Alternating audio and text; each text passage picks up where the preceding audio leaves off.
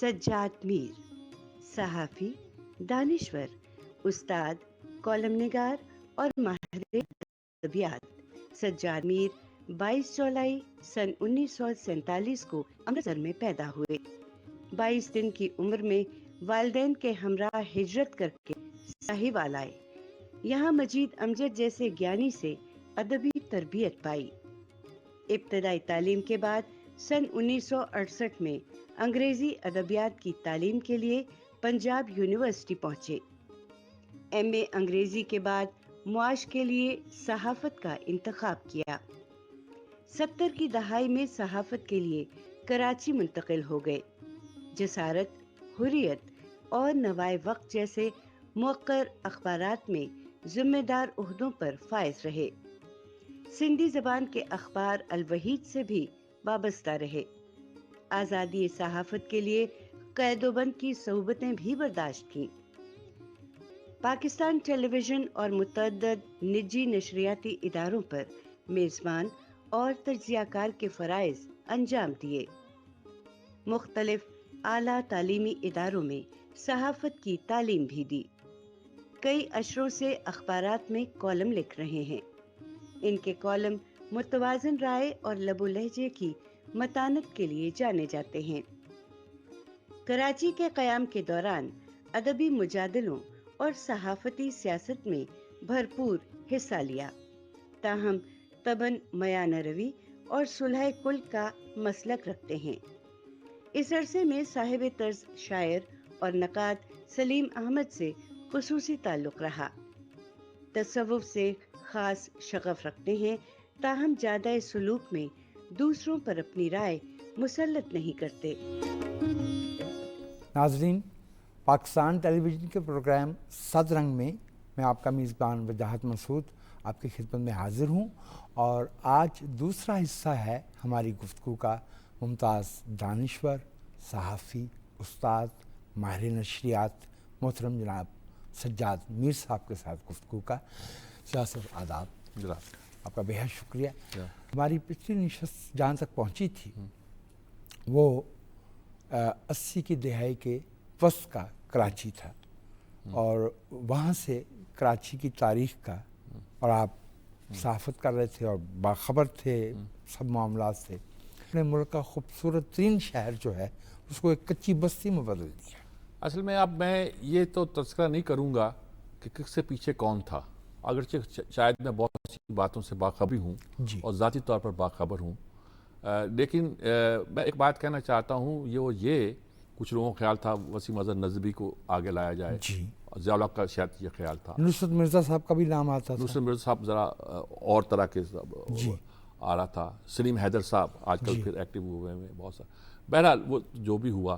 اور جب 88 کے الیکشن میں یہ جیتے، بلدیاتی تھا یا کیا الیکشن تھا، 87 والا، ہاں یہ سمجھے کہ ناظم آباد ہاں فیڈرل ایریا کی سڑکوں پر رات کو ایک جشن کا سامان تھا۔ اس وقت یہ ایک فضا پیدا ہوئی، اور ایسی فضا بھی میں نے دیکھی کہ اندر بیٹھے بیٹھے تھنک ٹینک کس طرح سوچتے تھے، کیا باتیں کرتے تھے، کیا نہیں ہوتا تھا، اور پھر ایک فضا بنتی چلی گئی، اور وہ فضا جو بنتی چلی گئی، اور سیاست میں وہ کیسے اس میں کیسے کون بندہ ٹوٹ کے کدھر گیا، کیسے گیا، میں ان کا احترام بھی کرتا ہوں، عظیم طارق صاحب جس طرح گئے، کیا ہوا کیا ہو، وہ ان ساری وجوہات کی بنیاد پر کراچی جو تھا نا وہ بٹ کے رہ گیا۔ یعنی کہ ایسے ایسے واقعات آپ کے نام آ رہے ہیں اخبارات میں، میں بھی ان لوگوں میں شامل ہوں جن کا ایک زمانے میں نام بھی آیا، لیکن اللہ نے عزت بخشی۔ یہ نشان زد ہیں ہمارے نوائے وقت کے، میں اس وقت ایڈیٹر تھا، کوئی ایک دو گبلے ٹوٹ گئے تھے، لیکن بعد میں پھر یہ صورتحال ہو گئی تھی کہ ہر آدمی انہی کا نام لے کر سب کچھ کرتا تھا، پھر دوسرے گروپ بننے شروع ہو گئے، تو اس طرح کے مصروعی طریقے کوئی 8-10 سال چلتا رہا۔ رزلٹ کیا نکلا؟ رزلٹ نکلا ہے کراچی کسی کے ہاتھ میں نہیں رہا، یعنی کہ یہی سمجھیں کہ کراچی کو اس طرح، یعنی سب کو معلوم تھا ایک سال کراچی میں 29 دن سٹرائک ہوئی۔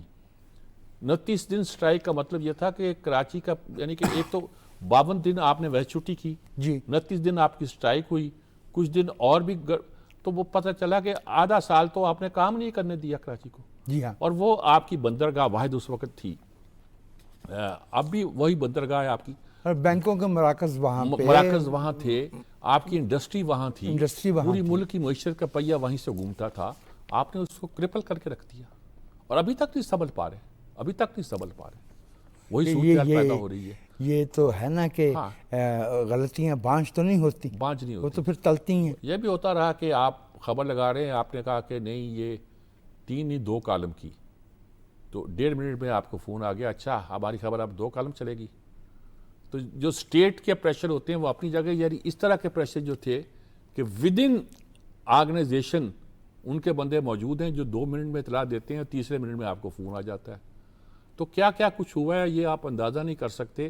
حریت کا میں آخری دنوں میں جب ایڈیٹر تھا, نوائے وقت سے پہلے کی بات ہے, تو حریت کو غالباً محمود ہارون صاحب جو تھے وہ ڈان کو تو کنٹینیو کرنا چاہتے تھے, لیکن حریت کو بند کرنے کی ایک وجہ یہ تھی کہ وہ پریشر برداشت نہیں کر پا رہے تھے.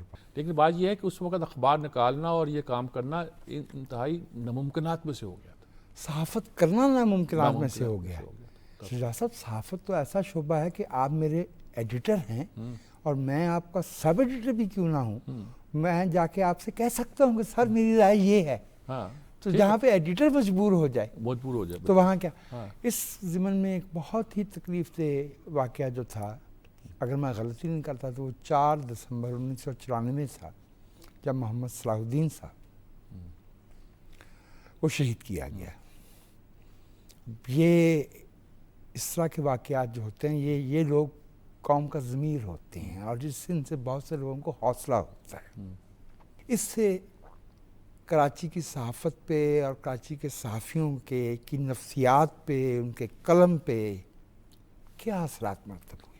مجھے وہ دن یاد ہے جی, غالباً ہم کچھ لوگ تھے تو وہاں سے ہم بھاگے, تو مشاہد حسین تھے غالباً میرے ساتھ. ہم جہاں ان کے گھر گئے تو غفور صاحب سب کو چھوڑ کر میری طرف آئے ملنے کے لیے, گویا تعزیت صلاح الدین صاحب کی جرنلسٹوں کے ساتھ ہی کرنے کا. تو اس وقت صورتحال یہ تھی کہ ان کا واقعہ ہوا, حکیم سعید کا واقعہ ہوا تھوڑا بعد میں. جی بالکل. اتنے واقعات ہیں کہ مجھے کوئی بہت سے نام اب یاد بھی کہ ایک فضا سی بن گئی کراچی کی, کہ یہاں یہ بھی ہو سکتا ہے, یہاں وہ بھی ہو سکتا ہے. اس فضا میں لوگ جیے جی, پھر لوگوں نے کام بھی کیے, لیکن یہ کہ سیف کوئی نہیں تھا جی. تمدن کی نفسیات سمٹ جاتی ہے, سکڑ جاتی ہے, اس کی نمود رک جاتی ہے جب جو ہے جان ایلیا جیسے بندے کو مشاعرے میں اٹھا کے لے گئے, سٹیج پہ پیٹا جا رہا ہو, اٹھا کے لے جایا جا رہا ہو, اور شہر کے چند اہل دانش. اب کراچی والے جو ہے نا جان ایلیا کو بہت اٹھاتے ہیں. جی ہاں, تو میں ان سے کہتا ہوں گلٹ بول رہا ہے, گلٹ بول رہا ہے اور کچھ نہیں ہے. اور ہمارے جان سے بڑی دوستیاں تھیں ہماری, لیکن یہ کہ یہ جو کچھ ہوا, یہ وہاں آرٹس کونسل میں تقریر کرتے ہوئے ایک زمانہ بھی ایسا بھی آیا کہ لوگ سوچتے تھے کہ فلاں کے شاعر کے خلاف بولیں گے تو پتہ نہیں کیا رد عمل ہو. یہ بہت ساری باتیں میں نے مجھے بات کی کہ لوگ جشن مناتے تھے.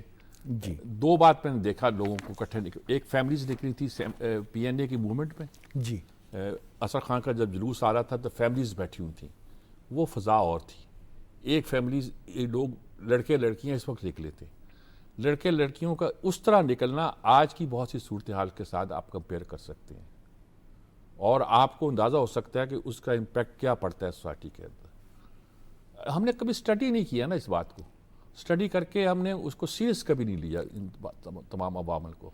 اس وقت مجھے یاد ہے کہ بہت سے بزرگ جو تھے وہ سر پکڑ کے بیٹھے ہوئے تھے کہ یہ ہمارے نوجوانوں کو کیا ہو رہا ہے, لیکن ٹھیک ہے وہ تو فیز تھا, اس سے وہ لوگ گزرے. اور وہ تو آپ کا تو ایک متوازن رویہ ہوتا ہے.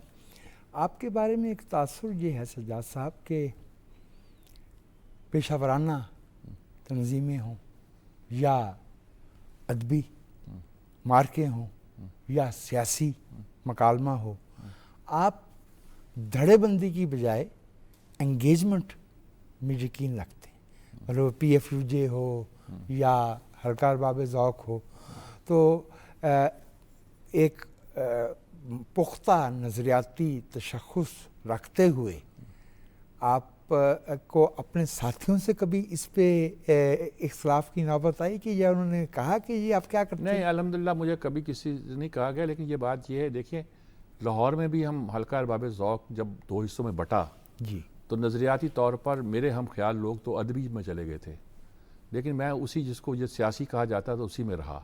عزیز الحق جہاں ڈومینیٹ کر رہے تھے، لیفٹ ڈومینیٹ کر رہا تھا، لیکن ہم وہاں رہے، لڑے اور نظریاتی طور پہ وہاں لڑتے تھے. ٹی ہاؤس میں آ کے بیٹھ کے اکٹھے چائے پیتے تھے، کوئی ایسے مسئلے نہیں پیدا ہوتے تھے. اس زمانے کے مجھے بہت سے واقعات یاد ہیں جب ہم اگر کوئی ہمارے معاملہ ہوتا تھا علم کے کراچی جا کے ہم نے حلقے کو ریوائیو کیا. وہ میں نے ہی ریوائیو کیا، میں اور یوسف کامران وہاں آئے ہوئے تھے، ہم نے ریوائیو کیا. ضیاء جلندری کو شامل کیا، سلیم احمد کو کیا، کچھ 2-4 لوگوں کو اور کیا اور ان کو ریوائیو کیا. ابوالفضل صدیقی تھے اس وقت پرانے سیکٹری، ان کو ہم نے لیا، وہ بھی کمال کے بزرگ تھے. تو یہ ایک طرح کا کوشش یہی ہوتی تھی کہ جو انہوں نے شروع کیا انجمن ترقی پسند نے، انجمن وہ چھوٹے چھوٹے جو گروہ بنتے ہیں وہ بنتے نہیں ہیں. آپ مین سٹریم میں آئیں، فائٹ کریں. جی حلقے میں ہر طرح کے لوگ آتے تھے، فائٹ کرتے تھے. فائٹ کریں نا بھئی، اپنے نظریات کو لے کر چلیں آگے، بیان کریں بیان کریں، اور مکالمہ لوگ کریں. لے کے چلتے ہیں. اور اگر آپ کا الگ سے کوئی نظریہ ہے، یہاں دیکھیں عزیز الحق کا نام ہم نے 2-3 بار لیا. یہاں اس وقت بہت بڑی گروپ بندی تھی، جی بہت بڑے نام تھے جو آج بھی بڑے نام ہیں، لیکن یہ تھا کہ باہمی احترام تھا، موجود تھا. یہ نہیں تھا کہ نظریاتی اختلاف ہے تو ہم خوش بھی ہوتے تھے کہ دوسرے کے علم پہ اور دوسرے کی دیانت پہ بھی انگلی اٹھانا ضروری ہے کہ نہیں. ہاں نہیں، خوش بھی ہوتے تھے، خوش بھی ہوتے تھے. یہ تو کوئی ایسا. ڈان کی بنیادی پہچان تو انگریزی صحافت رہی، اور حریت ڈان گروپ جب آپ اس میں گئے تو وہ ڈان گروپ کا حصہ تھا. تو تجربہ کیسا رہا آپ کا ڈان گروپ کے ساتھ؟ میرے خیال میں اس وقت کم از کم لحاظ سے میں بات کر سکتا ہوں، بعد میں کرنا مناسب نہیں ہوگا. اس وقت کارپوریٹ کلچر کے لحاظ سے کوئی اخبار جو تھا، کوئی ادارہ جو تھا ڈان گروپ کے مقابلے میں نہیں تھا. بجا فرمایا. وہاں ایڈیٹر ہوتا تھا. واہ. 6 مہینے بعد ایک میٹنگ ہوتی تھی، اس میں ڈان کا ایڈیٹر بھی، میں بھی حریت کا ایڈیٹر کے طور پر، ہیرلڈ کی شاید اس وقت یہ شیری رحمان تھی، اور سٹار کے ایڈیٹر، یہ سب ایک میٹنگ ہوتی تھی اور طے ہوتا تھا کہ یہ بجٹ ہے. آپ پھر سارا سال 6 مہینے آپ سے کوئی نہیں پوچھے گا کہ یہ بجٹ آپ نے اس کو فلاں پیمنٹ آپ نے کیوں کر دی، اس کو یہ کیوں کر دی، اس پہ کیوں کر، آپ نے بجٹ طے کر دیا، بات ختم ہو گئی. اور ایڈیٹر کی وہاں اتنی چلتی تھی کہ مالک بھی آپ سے اگر کوئی بات کہنی ہوتی تھی تو کہتا ہے ول یو پلیز oblige. کبھی آپ کو وہ انسٹرکٹ نہیں کرتا تھا. اور یہ احمد علی خان صاحب کی جو اسٹرینتھ تھی نا، وہ دراصل اس ادارے کی دی ہوئی اسٹرینتھ تھی. آج بھی ڈان کا ایڈیٹر جو ہے نا، وہ پوری اسٹرینتھ کے ساتھ بات کر سکتا ہے میرا خیال میں. اور اس وقت حریت کا ایڈیٹر جب ہوا تو انہوں نے کہا کہ صاحب یہ حریت، انہوں نے کہا اب حریت کا ایڈیٹر آ گیا ہے، پہلے حریت کے ایڈیٹر نہیں ہوا کرتے تھے تو آپ ایش کر لیتے تھے، اب آ گیا تو وہ اپنی بات بنائے گا. تو وہاں کارپوریٹ کلچر بہت اچھا تھا. اس زمانے میں وہاں میڈیکل تھا جب کسی ادارے میں میڈیکل نہیں تھا. ڈاکٹر وہاں بیٹھتے تھے، ہسپتال ان کی لسٹ پر، اور ماحول ڈگنیفائڈ ماحول، بڑے اچھا ماحول، اور سلیقے کے ساتھ ہر بات، کوئی ایسا ایشو نہیں جس پہ آپ کر سکیں. اور مالکان کا رویہ بالکل دوستانہ اور رسپیکٹ. فون آئے گا، یوسف ہارون صاحب آئے ہوئے ہیں، ملنا چاہ رہے ہیں. اچھا میں نہیں وہ نیچے آئیں گے آپ کے پاس. یوسف ہارون صاحب نیچے چلے آ رہے ہیں، آپ کے کمرے میں آ رہے ہیں. آپ ان کو اپنی کرسی پیش کرنا چاہتے ہیں، وہ آپ کی کرسی نہیں سامنے بیٹھتے ہیں. آپ ان کو چھوڑنے کے لیے باہر جا رہے ہیں، وہ گیٹ پہ دروازے، آپ کے آفس کے دروازے پہ پہنچتے ہیں تو وہ کہتے ہیں کہ اب یہاں سے آپ کی ایڈیٹری شروع اور میری بزرگی ختم. تو مطلب وہ اتنا ہوتا تھا کہ لوگوں کی نظر میں یہ نہ آئے کہ ایڈیٹر مالک کو چھوڑنے باہر آیا ہے. صحیح. وہ خود ملنے آتے تھے بجائے اس کے کہ آپ کو بلائیں گے، جی یوسف ہارون نے بلایا یا محمود ہارون نے بلایا. وہ خود نیچے ملنے آتے تھے اور ملنے گھنٹے 2 گھنٹے بحث کرتے تھے. تحریک پاکستان میں بحث ہوتی تھی، سن 40 میں وہ شریک رہے. حمید ہارون کے ساتھ ہماری بڑی دوستی تھی، اور لیکن وہ دوستی میں کوئی بات کہہ دے تو کہہ دے، لیکن ایز اے مالک وہ کبھی نہیں کہے گا آپ کو کہ یوں کرو اور یوں. 2000 سے لے کے 2007 تک وہ کراچی پرامن رہا ہے، سوائے چھوٹے موٹے اسٹریٹ کرائم کے. ادروائز وہ ہڑتالیں اور وہ سب کچھ بولیاں کوئی نہیں تھی. 2007 آتا ہے تو 12 مئی بھی آ جاتا ہے. تو کیا یہ ایویڈنس نہیں ہے کہ اپنے مقاصد کے لیے کچھ صاحبان اختیار جو ہے وہ ان سیاسی جماعتوں کو استعمال کرتے تھے. اس میں کوئی شک نہیں ہے کہ یہ استعمال ہوئے ہیں. آپ کی صحافت کا جو جسے ہم ذہنیت کہتے ہیں اس میں دو باتیں سر بڑی اہم ہیں. ایک تو جنرل ضیاء الحق صاحب کا ماشاء اللہ اس کے 11 برس، اور ایک افغان، ٹھیک ہے، فرسٹ افغان وار. تو آپ کے خیال میں ان دونوں واقعات نے ہمارے سیاسی ارتقاء پہ کیا اثرات مرتب کیے؟ دیکھیں بات یہ ہے کہ جو تو ضیاء الحق کا مارشاء اللہ تھا، یہ تو میں کہتا ہوں ہمارے ہاں ڈیموکریسی کی فیلئر تھی اور پولیٹیشین کا فیلئر تھا. میں اسے بھٹو کا فیلئر نہیں کہتا، میں عموماً عام طور پر آسانی کے لیے سے اپنی ڈیموکریسی اور اپنے پولیٹیشین کا فیلئر کہتا ہوں، اتفاق ہے. اور آسانی کے لیے. اور جہاں تک افغان وار کا تعلق تھا، میں یہی سمجھتا ہوں کہ ضیاء الحق اس بارے میں بڑا مخلص تھا. یعنی ضیاء الحق نے جو تھا وہ جو آغا شاہی نے کہا دیٹ سالو آور پرابلم، اس نے شاید اس نیت سے جنگ شروع نہیں کی تھی، لیکن بعد میں انہیں معلوم ہوا کہ وہ اس سے نکل بھی نہیں سکتے. ضیاء الحق تو شاید خاصا زیرک آدمی تھا وہ. جیسے بھٹو کی میں تعریف بھی کرتا ہوں نا، ایسے مجھے ضیاء الحق کی کئی باتوں کی بہت تعریف بھی کرنا پڑتی. صرف یہی کہ وہ ایک ڈکٹیٹر تھا، میں اس کے خلاف بولتا جاؤں، لیکن اس نے کئی باتیں، اس نے کسی امریکی کے تھرو پیسے نہیں جانے دیے. فرانسیسی کو ہوٹا براہ راست انٹریکشن نہیں ہونے جی دیا. فرسٹ سیکرٹری کو ہوٹا فرانسیسی فرسٹ ہوٹا کی طرف گیا، اس نے جی ہاں مجھے یاد ہے. پشاور کی طرف جانے لگا امریکن سفیر بغیر پوچھے کے لیے، اس نے کہا پھر ادھر سے کابل جاؤ. یہ جو کام تھا ضیاء الحق کا نا، یہ کہ اس نے اپنے اداروں کو کسی کا غلام نہیں ہونے دیا، یہ بڑی بات تھی. صحیح. اچھا اب تھوڑا پھر صحافت کی طرف مڑتے ہیں. ایک وقت میں ہمارے ہاں صحافت میں اور ادب میں تقسیم کرنا، لکیر کھینچنا، فرق کرنا مشکل تھا. اب ایک وقت وہ آیا ہے کہ گویا یہ کوئی بالکل دو الگ جزیرے ہیں جن کا آپس میں کوئی تعلق نہیں ہے. صحافی کے لیے ادب جاننا اور ادیب کے لیے صحافت کے معاملات جاننا. کیسے دیکھتے ہیں آپ اس یہ آپ نے ڈیولپمنٹ بات کو؟ پڑھی، ویسے بڑی ایک انٹرسٹنگ اسٹڈی ہے جو آپ نے بات کی ہے کہ ایک زمانہ تھا کہ ہمارے ہاں جو ہم کسی کو گالی دینی ہوتی تھی نا، جی کہتے تھے کیا صحافیانہ تحریر ہے. ادب میں لوگوں کا یہ رائے تھی کہ صحافیانہ تحریر ایک سطحی تحریر ہوتی ہے، لیکن اس کا مطلب یہ نہیں ہوتا تھا کہ صحافت کا جو آدمی ہوتا تھا وہ اپنے آپ کو ادب سے ان ٹچ رکھتا تھا، تاکہ فلسفہ، ادب، ہسٹری، ریلیجن یہ پڑھنا لازمی تھا، ادیب کے لیے بھی صحافی کے لیے بھی. صحیح. ایک ایسی ہماری فضا تھی. ہمارے ہاں ہوا یہ ہے کہ دیکھیے ادب میں زوال کیسے آیا. جب یہ ادبی ایڈیشن چھپنے شروع ہوئے اخباروں کے، جی وہ تو ذاتی اشتہار بازی تھی. اب بتائیے ذاتی لابنگ تھی. یہ لندن کا یہ شاعر بہت بڑا شاعر ہے، کیونکہ اگلا ٹور آپ نے کرنا ہے. آپ نے ایسے لوگوں کو ایوارڈ ملے ہیں اخباروں کی وجہ سے جن کو مصرع سیدھا کرنا نہیں آتا. یہ صورتحال پیدا ہو گئی تھی. پھر اس کے بعد اگلا سوال یہ آیا کہ جب اخباروں سے نکل کر یہ ہمارے الیکٹرانک میڈیا میں آئی. الیکٹرانک میڈیا میں جو پروگرام، ادبی پروگرام پی ٹی وی کرتا تھا، میں نے کمپیئر کیے ہیں، کئی سال کیا کمپیئر اس کا پروگرام. ماہنامہ شاید نام ہوتا تھا اس کا، جو بڑے سلیقے سے ہوتا تھا. لیکن پھر جب یہ پروگرام چلے گئے نجی چینل کی طرف، تو پھر اس کا کوئی ادب. اب قصہ کیا ہے؟ اب ادب کے نام پہ میلے لگتے ہیں. بھئی میلوں کا کیا کہا؟ فیض میلہ.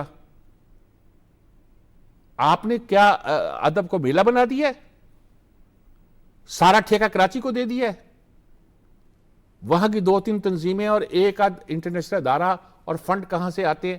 میں نے ایک بار کہا تھا، پی ٹی وی پہ کہا تھا، میں نے کہا کہ میں نے منشور کے تحت ادب لکھنے کی بات جو تھی ترقی پسندوں کی نہیں مانی، این جی او کی مانوں گا کیا؟ ان کے کہنے پر ادب لکھوں گا. اب ادب لکھایا جاتا ہے کہ اس موضوع پر اس طرح کا ادب لکھو، اور یہ این جی او لکھاتے ہیں. اب فراق گورکھپوری کے ساتھ ایک شام منانی. میں بہت خلاف بول رہا ہوں سول سوسائٹی سو کارڈ جو کلاتی ہے این جی اوز. یہ جو پیسے آتے ہیں باہر سے، فنڈنگ آتی ہے، اور اس کے تحت جو ہم کبھی لٹریچر کا میلہ سجاتے ہیں، کبھی میوزک کا سجاتے ہیں، کبھی تصوف کا سجاتے ہیں، اس کا ہمارے کلچر سے، ہماری تہذیب سے، ہمارے ادب سے، اس سے کوئی تعلق نہیں ہوتا. صحیح.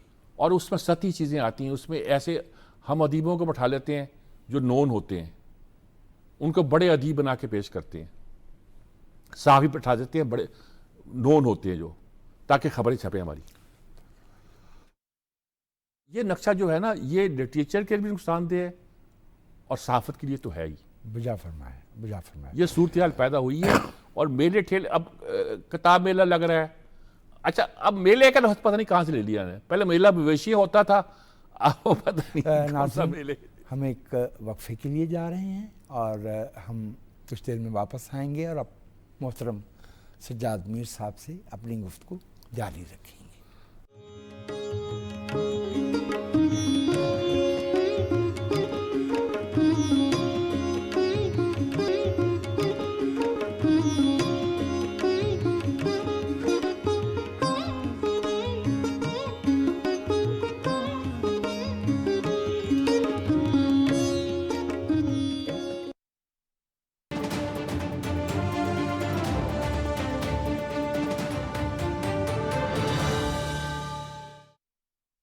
کیا آپ جانتے ہیں کسی بھی ملک میں سازگار آب و ہوا کے لیے 25% رقبے پر جنگلات کا ہونا لازمی ہے. بدقسمتی سے پاکستان میں گزشتہ 76 برس کے دوران جنگلات 44% سے کم ہو کر 5% رقبے تک محدود رہ گئے ہیں. کیا ماحول کا تحفظ ہماری ذمہ داری نہیں؟ کیا ہم اپنی آئندہ نسلوں کا مستقبل خطرے میں دیکھ سکتے ہیں؟ ہماری غفلت ہماری آئندہ نسلوں کے لیے تباہ کن ثابت ہو سکتی ہے. تو آئیں سب مل کر تحفظ جنگلات اور شجرکاری کو فروغ دیں. درخت لگائیں، پاکستان کو سرسبز بنائیں. درخت لگائیں، اپنے لیے، اپنی آئندہ نسلوں کے لیے.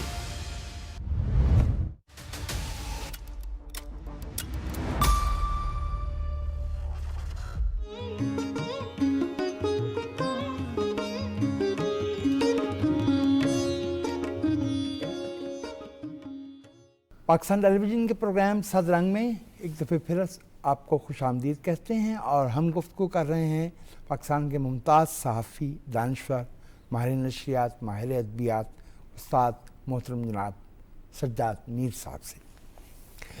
سجاد صاحب، آپ کا کالم نگاری میں بڑا مقام ہے اور ایک طویل عرصہ آپ نے کالم نگاری کی ہے. صحافت میں یہ جو خبر کا شعبہ ہے اور یہ جو آپڈ ہے، ایڈیٹوریل پیج کا تعلق کیسے دیکھتے ہیں آپ؟ دیکھیں، یہی صحافت کا تو پہلی بات تو یہ ہے کہ ایڈیٹر کا انسٹیٹیوشن ختم ہو گیا اور نیوز ایڈیٹر کا تو بالکل ختم ہو گیا. پہلے ہوتا تھا، نیوز ایڈیٹر ہوتا تھا جس کو جو پرکھ ہوتی تھی، جسے اس بات کی وہ کہتے ہیں کہ صحافت کے بارے میں کہتے تھے لٹریچر ان ہیسٹ. اب ہمارا جو آج کل کا جو الیکٹرانک میڈیا ہے اس میں یہ جرنلزم ان ہیسٹ ہے. اس کی مثال بھی مجھے ایک یاد آتی ہے کہ ایک بہت بڑا جرنلسٹ تھا، ویسے اس نے مقدمے کی کارروائی کر رہا تھا تو اس نے کہا کہ فلاں جو جج تھی وہ علیل ہے، بیمار ہے لگتا ہے، اور وغیرہ وغیرہ اس نے خبر بنائی. یہ الیکٹرانک میڈیا کی خبر تھی. پرنٹ میڈیا کی خبر اگلے دن یہ آئی کہ ایک اور اتنے ہی بڑے جرنلسٹ نے کہا، کہانی یہ تھی کہ اس جج نے اپنی جوتی اتاری ہوئی تھی اور یہ ڈیکورم کے خلاف تھا کہ وہ نیچے نظریں جھکا کے جوتی پہنے. تو وہ جوتی پہننے کی کوشش کرتے ہوئے اٹھنے میں ذرا دیر ہوئی، جس پہ اس کو خیال ہوا کہ یہ بیمار ہے. بیمار نہیں تھی، وہ جوتی پہننے کی کوشش کر رہی تھی.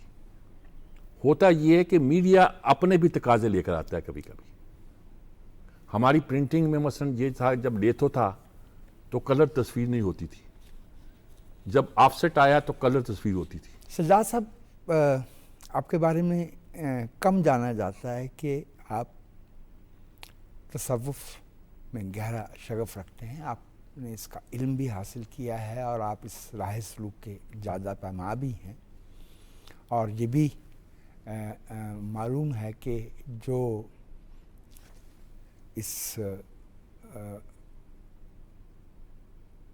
کیفیت سے گزرتے ہیں وہ اس کے بارے میں عام طور سے بات کرنا پسند نہیں کرتے، لیکن چونکہ آپ کی کہی بات جو ہے وہ بہت سے ایسے نوجوانوں تک پہنچے گی، لڑکے لڑکیوں تک جن کا جو مذہب میں، تصوف میں، علم میں اس طرح سے فرق نہیں کر پاتے، امتیاز نہیں کر پاتے، جیسے جو ان کا حق ہے کہ ان کو بتا دیا جائے. تو اگر آپ اس ضمن میں کچھ رہنمائی فرمائیں. دیکھیں، پہلی بات تو بڑی ایک سمپل بات یہ ہے کہ ہمارے یہاں تصوف جو ہے وہ کسی سریت کا نام نہیں ہے، کسی ایسی چیز کا مسٹسزم کا نام نہیں ہے. صحیح. کہ آپ جا کے پوچھیں کہ وہ آپ کو انہونی کوئی بات بتائے، جی جی، یا آپ کے دل میں کیا ہے وہ آپ کو بتا دے، خبر کر دے، کوئی کرامت دکھا دے، کوئی اس طرح کی چیز دکھا دے. یہ ایک تربیت کا نام ہے. صحیح. بڑے ہمارے ایک دوست ہیں، بڑے مشہور تھے، وہ ابھی نئے ہوئے تھے تو ذرا وہ ایک انتہا کی طرف چلے گئے. نماز پڑھ کے آ رہے تھے تو کہنے لگے کہ کیا؟ میں نے کہا نماز پڑھتے ہو؟ کہتا ہاں پڑھتا ہوں. میں نے ویسے ہی پڑھتے ہو جیسے پڑھنے کا حق ہے. تو چونکہ ذرا کیفیت کا دل کا اچھا آدمی تھا، کہتا پتہ نہیں، کوشش کرتے ہیں. میں نے کہا بس تصوف جو ہے نماز کی تیاری کا نام ہے. واہ. وہ جو کہتے ہیں کہ تم خدا کو دیکھ رہے ہو ورنہ وہ تو تمہیں دیکھ رہا ہے، یہ کیفیت پیدا کرنے کا نام تصوف ہے. اس کے لیے بزرگوں نے مختلف طریقے ڈیوائز کر رکھے ہیں. آپ کے دل میں کبر ہے تو آپ کی عبادت بے فائدہ ہے. ایروگنس ہے، بے فائدہ ہے، رعونت ہے. اچھا کئی بار صوفی آپ وہ نکال دو، کہتے انہوں نے کہا کہ جوتے سیدھا کرو. جی. یہ کیا ہوا؟ وہ کبر نکال رہے ہیں آپ کے ہاں سے. صحیح. اس طرح کی بہت ساری چیزیں آپ دیکھیں. کشف المحجوب جو ہے آپ کے کمال کی چیز ہے آپ کے ہاں. دادا گنج بخش کی جو یہ کتاب ہے، جی، اس میں آپ دیکھیں جن جن خوبیوں کا ذکر کیا ہے کہ یہ آپ کی تربیت، وہ آپ کی تربیت ہے. باقی آپ صوفیہ خانوادے بہت دیکھیں جنہوں نے لوگوں کی، یعنی آپ جب بھول جائیں کہ انہوں نے دیکھیں کہ آپ کی تربیت کیسے ہوتی ہے. اور وہ غامدی صاحب نے کہا جی کہ یہ الگ پیرلل مذہب ہے. تو میری ایک بار بات ہوئی تو میں نے کہا کہ انہوں نے کہا کہ ایک تو ان کا پہلو ہے علم کلام کا، ایک وہ اسلام کی نفسیات ہے. نفسیات میں تو کسی کو شک نہیں ہو سکتا نا جی. لوگوں کی تربیت کی ہے، بہت لوگوں کو دیکھا ہے کہ بگڑے ہوئے تھے ٹھیک کیا ہے. یہ ان کی مابعد الطبیعات ہے، یعنی کہ ان کا فلسفہ ہے، علم کلام ہے. وہ آپ اختلاف کر لیں، آپ وحدت الوجود کو نہیں مانتے، نہ مانیں. میں نے کہا لکھا ہوئی ہوا ہے کہ میں توحید کا مکلف ہوں، کسی اور چیز کا نہیں. کوئی ایسی بحث نہیں. تیسری چیز ہے انہوں نے کہا جی یہ اس میں عبادت کا پہلو ہے. عبادت کا پہلو نہیں ہے، عبادت کی تیاری کا پہلو ہے. صحیح، خوبصورت، عبادت یہ باریک بات ہے. ہاں، یہ عبادت نہیں ہے، یہ عبادت کی تیاری کا، اپنی اس شخصیت کا حق کو، ادا کرنے کی ہاں تیاری کا. اپنی شخصیت کو اس قابل بنانا کہ آپ اپنے رب کے حضور اپنے آپ کو پیش کر سکیں. یہ اس کا نام ہے. اس پہ آپ کی تربیت ہوتی ہے، آپ کا مزاج بنتا ہے، آپ جھوٹ نہیں بولتے، آپ بددیانتی نہیں کرتے، آپ خیانت نہیں کرتے، آپ بہت کچھ کرتے ہیں. اور یہ چیزیں آپ نے اوپر اوڑی نہیں ہوئی، اخلاق کو اوڑا نہیں ہوا، بلکہ آپ کی شخصیت کا حصہ بن گیا ہے. اسی کا نام تصوف ہے. باقی چھوڑیے گا، باقی ہوتا رہتا ہے. پجا فرمایا. بالکل جسے کہنا چاہیے کہ ایسا جامع اور معنی آپ نے بیان فرما دیا اور بالکل سہل کر دیا کہ جو سمجھنا چاہے وہ اس کو سمجھ سکتا ہے. سجاد صاحب، ایسی کم و بیش 50%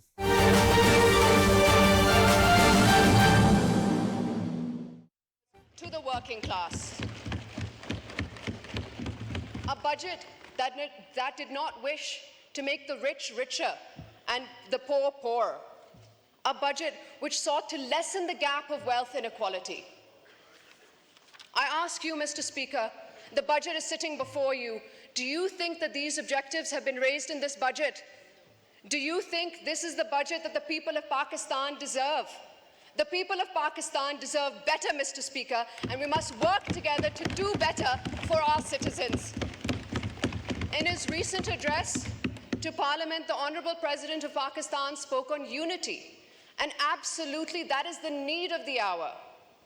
At a time when divisive politics threatens to harm our nation, at a time when people are polarized in their ideals, beliefs, and in actions, when differences are weaponized and disagreements settled with violence, it is imperative that we as elected members of this House rise above. Words like tolerance, acceptance must not be limited to speeches alone. We must practice what we attempt to preach, Mr. Speaker, and together we must reject these divisive politics. We must instead come together for the people and base our policies on their needs. Together we have to find a way to give relief to the people who are suffering 15 hours a day without electricity in this sweltering heat. गर्मी की शिद्दत में 15 से 20 घंटे के load shedding अजाब है, Mr. Speaker. We must find ways to help the farmer who nurtures his crop only to lose it in the floods, who can't find a buyer even when he does have a harvest. हमें किसान को मजबूत करना होगा, Mr. Speaker. हमें उस किसान को सहारा देना होगा जिससे कभी सैलाब का सामना है, कभी तूफान का और कभी गंदम इंपोर्ट करने गलत फैसले का. We must find ways to help the blue-collar workers who have no job security. We must find ways to develop our human capital. We must find ways to provide relief directly to the poorest of the poor of this country. Only then, Mr. Speaker, will we be doing justice to the work for which we have been elected for. I hope, Mr. Speaker, that we are able to see a new age in politics. I hope for a new beginning, one that allows us to work together for the prosperity and progress of our country and its citizens. Thank you, Mr. Speaker. शुक्रिया.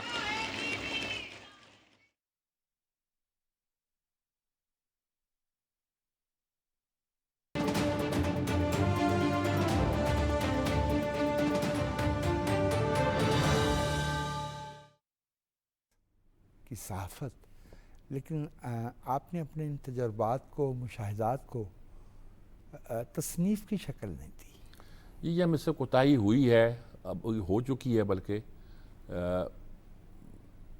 लाखों सफ़ा तक कालमों के पड़े हुए हैं.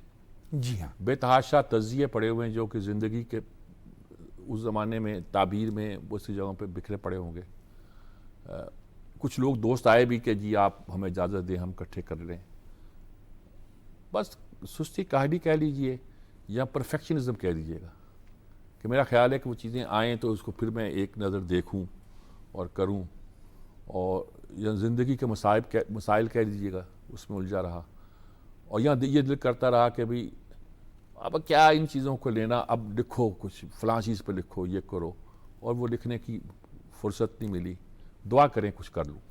ये जो पाकिस्तान में मौजूदा सहाफ़ती रुझानात हैं, इलेक्ट्रॉनिक में भी और प्रिंट में भी, आप मुतमईन हैं कि हम सही समत में जा रहे हैं? नहीं, ये बहुत गलत जा रही है, क्योंकि कई बार तो पैगाम आता है कि फ़लाँ का साथ दो, फ़लाँ का साथ दो, वो तो छोड़ दीजिएगा, तो वो मैं बात नहीं करना चाहता इस जी, पर. लेकिन कई बार तो ये होता है, ये है कि हम जिनको साफ़ी समझते हैं वो साफ़ी नहीं होते. बहुत सारे एंकर जो है उससे बड़ा आलमी है, ये उससे भी बड़ा आलमी है कि बाहर से किसी की हदायत आए, वो और चीज़ है, उसके खिलाफ तो हम मुज़ाहमत कर लेंगे, इसका क्या करें. हाँ, प्रेजेंटर हैं कई बार, तो इलेक्ट्रॉनिक मीडिया बैठा हुआ आदमी एक प्रेजेंटर है, उसे पता ही कुछ नहीं है. कुछ बात भी थे, हम कहते थे कि इसको खबर बनानी नहीं आती, ये मुंह ज़बानी बताता है यार ये लिख लेना. अब हो रहा है, बाकायदा हो रहा है. अब मतलब ये है कि जिस डेप्थ में जाकर आपकी तरबियत होनी चाहिए थी, वो तरबियत नहीं हो पा रही. वजह क्या है? ये सन 15-20 साल में जो एक तेज़ी आई है सहाफ़त में, और इलेक्ट्रॉनिक मीडिया भी आया है, और हमारे यहाँ इतने चैनल्स खुल गए हैं. साफ़ी तो थे नहीं. मैं अब कुछ तबसरा नहीं करना चाहता, लेकिन अच्छे बड़े जर्नलिस्टों ने कहा जी कि ये आप वो फ़लाँ, उन्होंने कहा एंकर है, ये जर्नलिस्ट तो नहीं है. मसला ये है कि ये एक इंस्टीट्यूशन था, मैंने कहा न्यूज़ एडिटर का, جی ہاں ان کے پاس کوئی انسٹیٹیوشن نہیں ہے. ایڈیٹر کا انسٹیٹیوشن تھا, ان کے پاس کوئی نہیں ہے. ان کے اندر نیوز ایڈیٹر نہیں بیٹھا ہوا, ان کے اندر ایڈیٹر نہیں بیٹھا ہوا, ان کے اندر وہ نقاد نہیں بیٹھا ہوا تجزیہ کر سکے کہ جو آپ بات کر رہے ہیں سچائی کتنی ہے, جھوٹ کتنا ہے. یہ دیکھتا ہے یہ بکے گی کتنی, چلے گی کتنی. اب سوشل میڈیا آ گیا ہے, اب دیکھتے ہیں کہ یہ کتنے فالوورز آئیں گے. اس کا کیپشن کیسے دینا ہے کہ اس پہ کلکس آ جائیں یا اس پہ ریٹنگ آ جائے. ہاں آپ فرما رہے تھے ایڈیٹر اور نیوز ایڈیٹر کے بارے میں, تو ایڈیٹر کا تو ہوا نا کہ وہ تو کیپٹن آف دی شپ ہے. میں نیوز ایڈیٹر والے کے نہ ہونے پہ اس لیے پریشان ہوں کہ صرف وہ پہلے تو ترجمہ کیا جاتا تھا ٹھیک ہے خبر کا, اب وہ اردو میں کمپیوٹر پہ خبر آ جاتی ہے. واضح نظر آ رہا ہوتا ہے کہ اس پہ کسی نے نظر ڈالنے کی بھی زحمت نہیں کی. غالباً صرف یہ دیکھا ہے کہ وہ بہت ہی موٹی مجھے ایک بڑا واقعہ لطیفہ یاد آ رہا ہے کہ ایک ہمارے ساتھی نے, حریت کا زمانہ تھا, خبر دی. تو ہم نے کہا کہ یار, ہمارا افسر اعظم صاحب نیوز ایڈیٹر تھے میرے ساتھ, تو میں نے کہا کہ اس کو ذرا کام کرو, فلاں فلاں فلاں فلاں چیز سے رابطہ کرو اور ڈالو. وہ لے کر آیا. پھر ہم نے کہا کہ نہیں نہیں ابھی یہ دیکھو. 4-5 بار کروائی. وہ زچ ہو گیا رپورٹر ہمارا, اور اگلے دن آیا غصے میں, کہنا یہ اتنی محنت کرائی, خبر کہیں نہیں ہے. وجہ کیا کہ اس کا خیال تھا کہ 2 کالمی خبر ہوگی, یہ زیادہ سٹی پیج کی, وہ لیڈ تھی. ہم نے کہا کہ ہم نے تم سے خام محنت نہیں کرائی تھی, یہ لیڈ کی خبر ہے اور اس کا توقع نہیں تھی. اور رزلٹ یہ ہے کہ جب تک ہم اس ادارے میں رہے, اس کو جو کہا اس نے کیا. صحیح, کیونکہ اس کا پتا تھا کہ اب انہوں نے میری خبر کو کہیں سے کہیں پہنچانا ہے. ہمارے ایک وہاں ساتھی تھے انور شاہد, جنگ ہو رہی تھی لبنان میں, یاسر عرفات وہاں پھنسے ہوئے تھے. جی. تو ہم ان کو سارا پلندہ پکڑا دیتے تھے. ایک صاحب تھے وہ رات کو ریڈیو سنتے تھے جگہ جگہ کے, کبھی اسرائیل کا بھی, وہ لا کے رات کو بتاتے تھے کہ فلاں جگہ سے یہ خبر آئی ہے. وہ ایک دن پہلے وہ خبر دے دیتے تھے جو دوسرے اخباروں میں اگلے دن ہوتی تھی. صحیح. چنانچہ رزلٹ یہ تھا کہ ہمارے بہت سے بڑے اخباروں والے تھے, وہ کہتے تھے یار پتہ کرو یہ ان کا سورس کیا ہے. سورس کیا تھا؟ 2 بندے, ایک مانیٹر, ایک بندہ وہ جو بیٹھا ہوا ساری خبریں لے کر آرام سے, اور کچھ نہیں کر رہا. رات کے 12-1 بجے تک اس نے ایک خبر بنانی ہے اور بنا دیتا تھا. تو یہ جو کام تھا نا, یہ اب ختم ہو گیا. آپ ہی سیڈ ہو سیڈ والی قصہ آ گیا. اس وقت کہا کہ آپ نکالتے تھے, اچھا یہ جو خبر کی ہے تیار کرو دی, انہوں نے کہا یہ انہوں نے کہا اچھا اس کا مطلب یہ ہو رہا ہے, خبر نکال دی. خبر نکال دی. یہ جو کمال تھا نا, یہ اب کم جرنلسٹوں میں رہا ہے کہ اس میں سے وہ اس کا کرکس کہ نکالنا, اس میں خبریت کہاں ہے, اور اس کو تلاش کرو اور اس کو قریت کے آپ ذرا آپ انٹرپریٹ کرو, غلط ہو جاؤ گے, دیکھا جائے گا.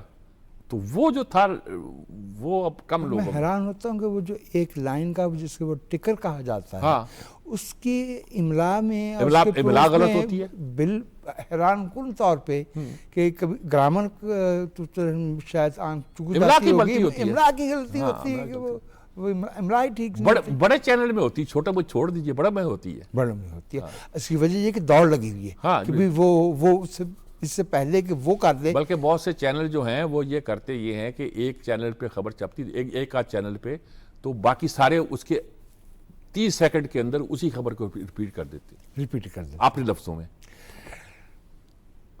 آخری سوال ہے آپ سے سجاد بھائی کہ اس وقت انپریسیڈنٹڈ تعداد میں نوجوان لڑکے اور لڑکیاں صحافت کی تعلیم پا رہے ہیں. اب مجھے معلوم نہیں کہ یہ کون سے ایونیوز کھلیں گے نئے, ظاہر ہے دنیا کو آگے جانا ہے, یہ صحافت میں آئیں گے. بنیادی قدریں صحافت کی تو وہی رہیں گی نا, میڈیم بدل جایا کرتے ہیں. آپ اپنے وسیع تجربے کی روشنی میں اس نسل کو جنہوں نے اب صحافت میں آنا ہے, کیا ہدایت, کیا بنیادی پرنسپلز کی طرف توجہ دلانا پسند فرمائیں گے؟ اس میں بہت سارے جو سوشل میڈیا پہ جا رہے ہیں, وہ اپنے گھر میں ایک سیٹ اپ چھوٹا سا بنا لیتے ہیں جی, اور سوشل میڈیا سے اگر وہ مونٹائز ہو جاتے ہیں تو مہینے کا کچھ کما لیتے ہیں اور اسی میں گزارا کر لیتے ہیں. لیکن اس میں دوڑ کس بات کی ہے کہ آپ کی کون سی چیز بکتی ہے. اس کے فالوور کتنے ہیں. اس بات کی دوڑ نہیں ہے کہ آپ کیا میسج دینا چاہتے ہیں, یا اس بات کی دوڑ نہیں ہے کہ آپ کس چیز کو سچ سمجھتے ہیں. میں جس چیز کو حق سمجھتا ہوں, میں سمجھتا ہوں کہ میں سوشل میڈیا پہ آؤں تو مجھے اچھا, یا میں کہوں گا کہ یہ جو آج میں آپ کو بات بتانے لگا ہوں یہ ایک ایسی بات ہے کہ جو صدیوں تک لوگوں کے علم میں نہیں ہے, ایک پورا میں بناتا رہوں گا 45 منٹ تک, آخر میں اتنی سی بات بتاؤں گا. یہ تو بھاٹی دروازے والا کیا کرتا تھا, مجمع گیر بھی یہی کرتا تھا. مجمع والا, یہ میں نے کہا نا کہ میلہ لگتا ہے فلاں کا میلہ فلاں, یہ مجمع بھی آپ نے ٹھیک لفظ استعمال کیا. یہ میلے, یہ مجمع, یہ ساری چیزیں جو ہیں سنجیدہ ادب کے لیے بھی ٹھیک نہیں ہے, سنجیدہ صحافت کے لیے بھی ٹھیک نہیں ہے, سنجیدہ سیاست کے لیے بھی ٹھیک نہیں ہے, اور ملک کے لیے تو ہے ہی نقصان دہ. اس لیے ہمیں بہت سنجیدگی کے ساتھ اپنے مسائل کو سمجھنا چاہیے, ان کا تجزیہ کرنا چاہیے, اور اس کے حوالے سے آگے بڑھنے کی کوشش کرنا چاہیے. ہم کہتے ہیں ہماری نوجوان نسل جو ہے یہ ہمارا فیوچر ہے, ٹھیک کہتے ہیں. ہم نے کیا کیا فیوچر کے ساتھ؟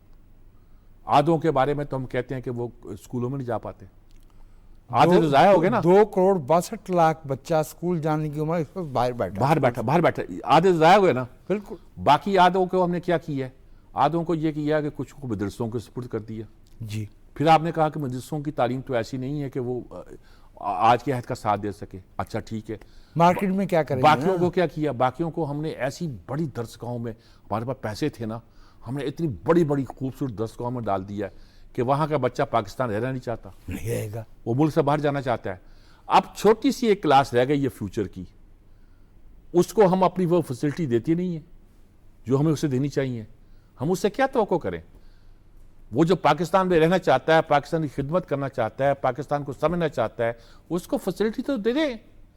ہماری درسگاہیں اس کی تربیت تو کریں, پھر دیکھتے ہیں کہ ہم پاکستان کہاں جاتا ہے کہاں نہیں جاتا ہے. بنیادی لٹریسی کی سکلز تو آ جائیں. ٹھیک بات ہے.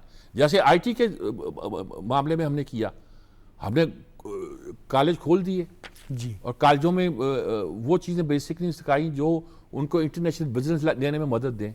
اب ہم کوشش کر رہے ہیں کہ پلیٹ فارم قائم کریں, یہ کریں, وہ کریں, یہ کریں.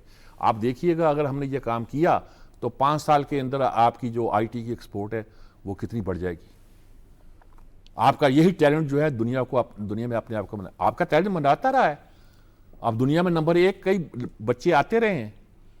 آپ کر سکتے ہیں, ہر فیلڈ میں کر سکتے. آپ کے ڈاکٹر دنیا میں چھائے ہوئے. ہمارا جو دی بیسٹ ہے, ہاں, وہ تو دنیا میں کسی بھی دی بیسٹ سے مقابلہ کرتا ہے. ہم جہاں مار کھاتے ہیں وہ ہمارا جو اوسط درجے والا کیٹیگری ہے وہ کمپیٹیٹو نہیں. وہ میں نے بتا دیا ان کے ساتھ کیا کیا ہم نے.